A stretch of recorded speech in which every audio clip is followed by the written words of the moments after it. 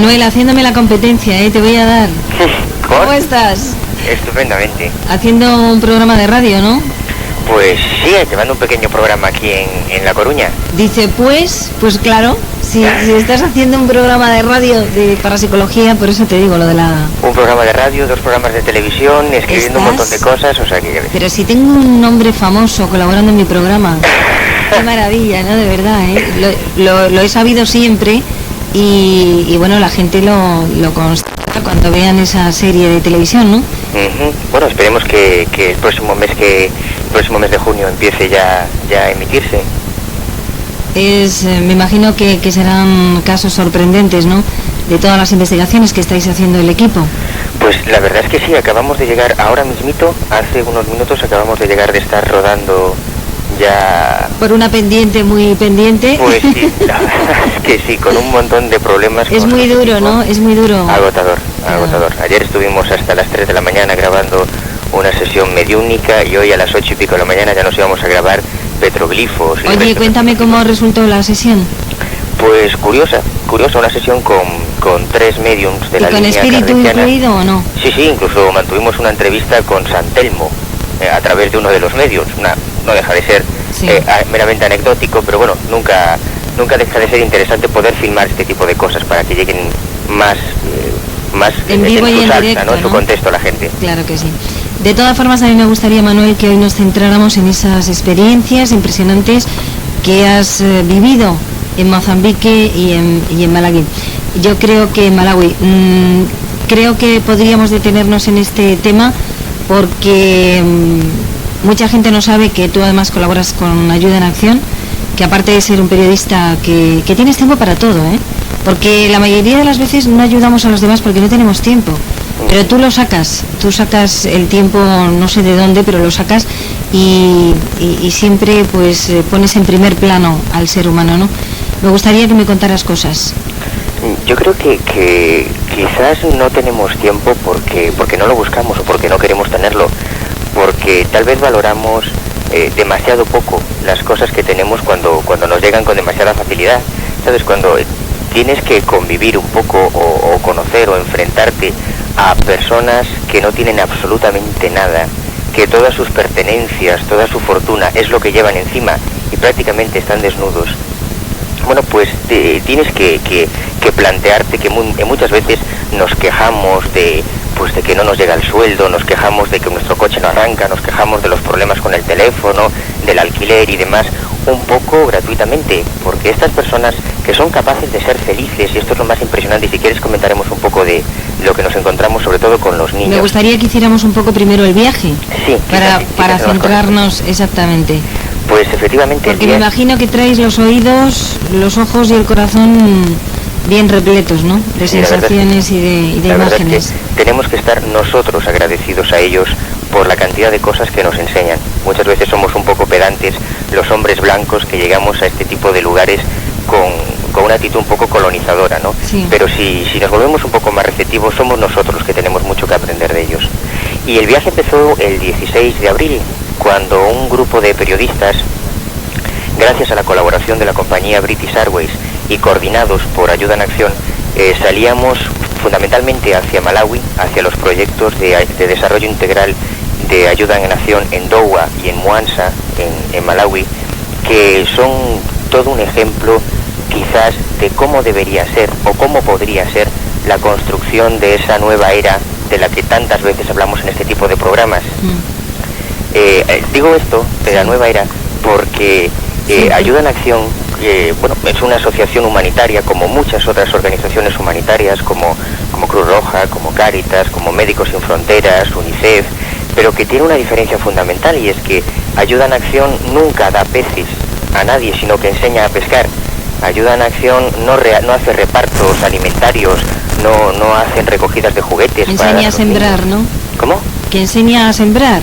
Exactamente. O sea, es aquello de no ponerle el pez en la caña, ¿no? Exactamente. Fíjate, sino enseñar a pescar. El año pasado hubo una sequía terrible que asoló toda la zona de Centroáfrica, terrible, y hubo algunas asociaciones humanitarias que con toda la buena intención del mundo, y gracias a Dios que lo hicieron acopio de alimentos para hacer repartos alimentarios. pero el problema que tienen los repartos alimentarios es que crean una dependencia. La persona que acude a los lugares, como hemos estado visitando en Centroáfrica hace poco, para recoger esas bolsitas de alimentos, tienen esa dependencia, ya están dependientes de esa mano blanca que les da la comida.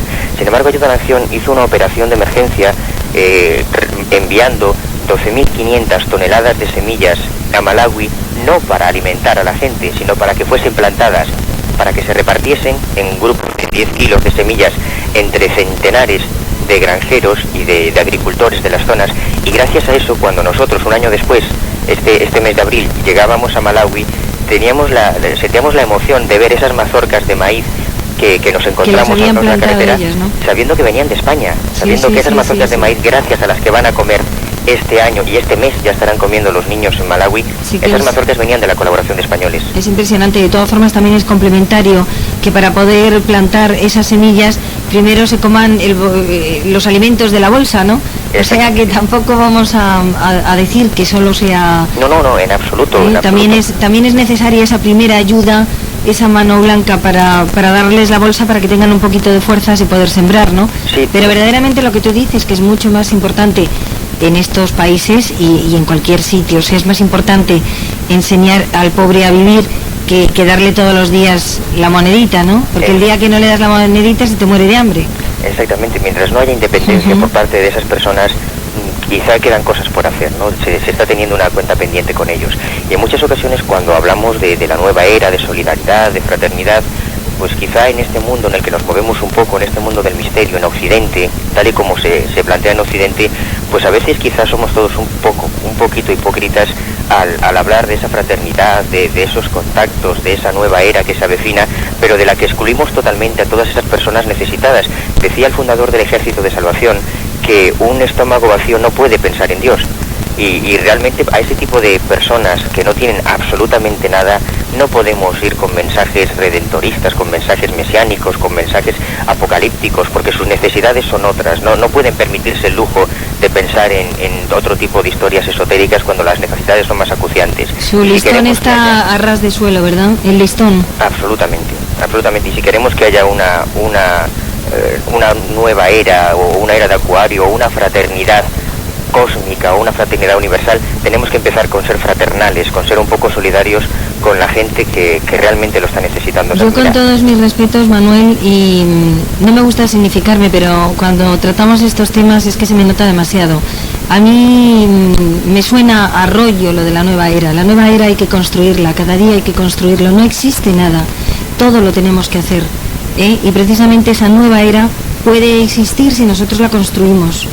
Sí, nadie va a pero no está ahí y nos viene, sino que nosotros podemos ir a ella haciéndola, como tú estás diciendo, con proyectos, pensando en la persona que tienes al lado, en el vecino, y ya gracias a los medios de comunicación podemos pensar universalmente, ¿no?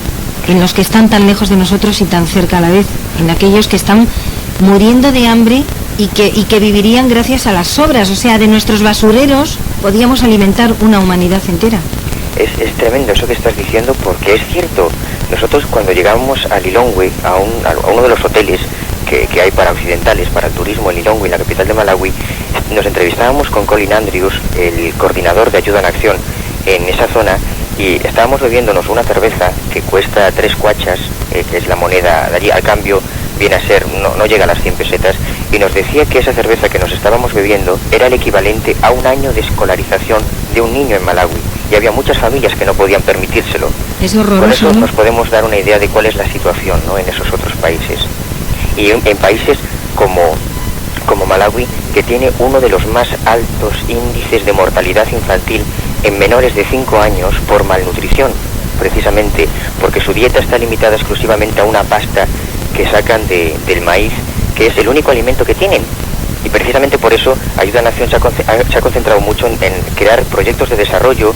Por ejemplo, un simpático proyecto que consistía en habilitar un viejo y destartalado cobertizo para criar pollos, para que mujeres viudas que de otra forma tendrían que dedicarse a la prostitución, porque el SIDA, por ejemplo, es una plaga terrible allí y es un problema muy grave lo que ocurre con los huérfanos y con las viudas de los enfermos, porque allí la mujer está en una situación bastante diferente a la de la sociedad europea, pues allí, gracias a unos cuantos pollos que se han almacenado en un viejo cobertizo, por un lado, la alimentación se enriquece mínimamente con esos huevos, y por otro lado, hay un producto que comercializar o que intercambiar en los mercados. Y con algo tan sencillo como criar unos cuantos pollos, moneda de cambio. Es algo absolutamente fascinante cómo funciona ese desarrollo integral, ¿no? Y también gracias a proyectos españoles o el sistema de apadrinamientos de niños, nos encontramos con algunos de los niños apadrinados por socios españoles que gracias a esas pequeñas cosas están accediendo a los estudios, a unos estudios mínimos, pero que quizás es un poco una mínima perspectiva de futuro en un horizonte tan negro como el que tienen miles de personas en toda esa zona de África. Pues mira, Manuel, me da vergüenza decirlo, pero yo tengo 2 ahijaditos de estos, y me da vergüenza porque, bueno, creo que debíamos de tener 100 ahijados cada uno, no, de verdad, en esta zona, y entonces cada niño, porque además con una cuota muy pequeña que la gente se lo gasta en las maquinitas, en el bingo, en mil tonterías, pues ellos comen, van al colegio y visten. O sea que es vergonzoso, ¿no? Pero por si sirve para que otras personas se animen, pues lo decimos. Que animarse a apadrinar a un niño es sencillísimo y muy barato, además. Sí, vergonzosamente barato. Y egoístamente creo que es muy productivo, porque de alguna forma cuando somos conscientes de que ese mínimo aporte, cuando somos conscientes de que el dinero que nos cuesta un paquete de cigarrillos puede servir para que un niño vaya a la escuela durante un año, cuando somos conscientes de eso, yo creo que egoístamente nuestra conciencia lo agradece mucho, nos sentimos muy bien, y aunque solo sea por egoísmo, creo que merece la pena empezar a arrimar el hombro para construir esa nueva era que decías, ¿no? Porque nadie va a hacerlo por nosotros. Nadie en absoluto. Manuel, una cosa, me imagino que habrás visto imágenes terribles. ¿En Mozambique o en Malawi has visto peores escenas? ¿Y qué es lo que te ha impresionado más? Pues muchas cosas. Yo recuerdo una de las primeras aldeas a las que llegamos, nos encontramos con una niña, Chiwonsi se llamaba, una niña que no debía tener más de 5 o 6 meses de edad, con malaria, una de las enfermedades que está asolando aquella zona, y que lo único que podían darle, el único medicamento que habían conseguido en toda aquella zona eran aspirinas, ¿no? Y uno de los sanitarios nos decía con una resignación tremenda, con una resignación probablemente debida a alguien que está acostumbrado a ver casos igual de dramáticos, nos decía que esa niña, Chigonsi, probablemente moriría en muy pocos días porque no tenían nada para solucionar. Nos encontramos con niños, bueno, en un estado absolutamente dramático. Niños. ¿Y la malaria con qué te dijo el sanitario que se podía erradicar? Pues existen muchos medicamentos. Nosotros, todos los occidentales que tuvimos que bajar a esta zona, tenemos que vacunarnos precisamente contra la malaria, contra la fiebre amarilla, contra una serie de enfermedades cuyos medicamentos son absolutamente accesibles. Aquí en cualquier farmacia podemos encontrarnos medicamentos para eso, pero es que aquí no hay farmacias, ni hay hospitales, ni prácticamente hay centros de salud, casi no hay médicos.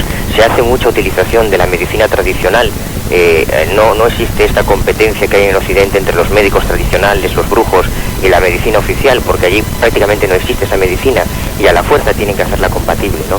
Pero también en Mozambique hay una situación terriblemente dramática que ha hecho que más de 1 millón de mozambiqueños, de refugiados mozambiqueños, hayan cruzado la frontera para instalarse en Malawi. Más de 1,5 millones de refugiados mozambiqueños que se han metido en Malawi, un país de 8 millones de personas.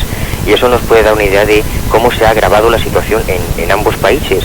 Allí vimos desde bandidos en Mozambique que se dedican a saltear los caminos, y tuvimos, en fin, algún desagradable incidente en ese sentido, porque la situación ya es desesperada, y eso se ha convertido casi en una cuestión de supervivencia, ¿no?, en la que todo sirve. Lo que ocurre es que Mozambique quizás es un país más occidentalizado que Malawi, que al no recibir tanto turismo es un poco más auténtico, es un poco más natural, y eso lo notas cuando te vas por las aldeas. Nosotros escapamos totalmente de las zonas turísticas. Cuando llegas a aldeas perdidas en montes a donde no llegan ya ni los todoterrenos, donde jamás habían visto un hombre blanco, y las reacciones, esa hospitalidad absoluta, ese compartir lo nada que tienen contigo, es lo que todavía te llega más al corazoncito, Manuel, ¿no? Y te hace ser responsable. Sí, de los asaltantes y de la alegría de los niños, aún sin tener nada, seguiremos hablando la próxima semana, ¿te parece? Merece la pena. Hay mucho que hablar aún. Gracias por haber estado con nosotros. Gracias a ti. Hasta siempre.